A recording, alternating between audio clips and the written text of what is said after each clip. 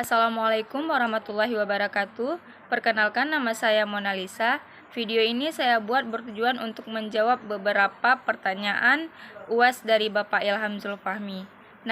Pertanyaan yang pertama itu, banyak nelayan yang miskin, tetapi kenapa banyak orang yang berinvestor di bidang perikanan? Kenapa banyak orang yang berinvestor di bidang perikanan? Karena banyak orang yang penasaran dengan resource perikanan.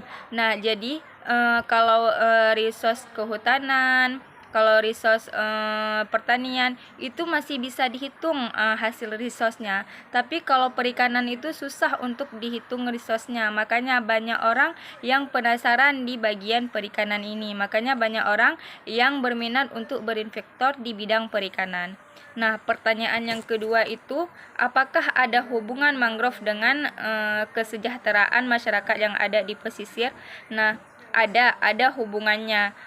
Hubungannya salah satunya itu hubungan ekonominya. Jadi mangrove ini sangat berpengaruh terhadap masyarakat yang ada di sekitar tersebut, karena banyak banget manfaat yang bisa dimanfaatkan oleh orang-orang di sekitarnya, yaitu baik itu mangrove tersebut bisa dijadikan kayu, ataupun bisa dimanfaatkan buahnya, ataupun bisa dimanfaatkan hasil tangkapannya, ataupun bisa dimanfaatkan hasil tambaknya, ataupun juga bisa dimanfaatkan jasa ekosistemnya, bisa dimanfaatkan pencegahan abrasi, bisa dimanfaatkan sebagai penyerapan CO2, dan bisa migrasi bencana.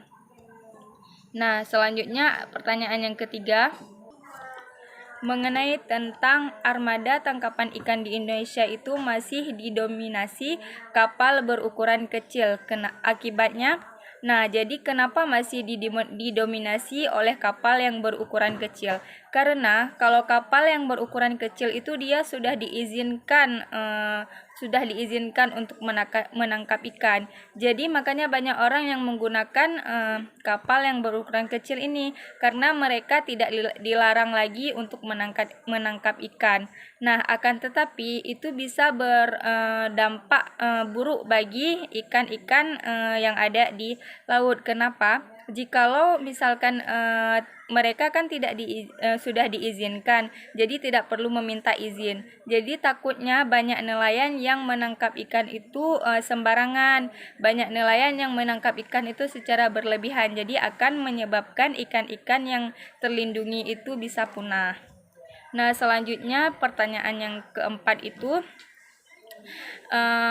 menjadi nelayan itu sebuah cita-cita atau karena keterpaksaan.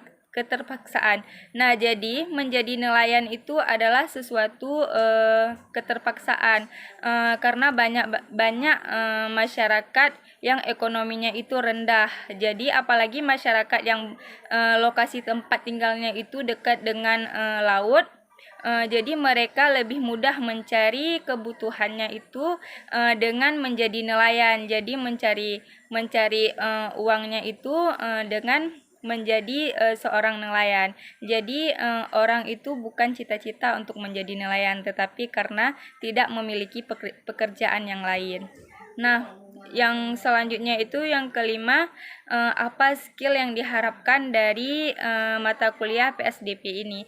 Jadi skill yang diharapkan itu yaitu ingin mengetahui bagaimana caranya untuk melestarikan sumber daya perikanan dan membuat ikan-ikan itu tidak punah dan tetap terjaga dengan baik.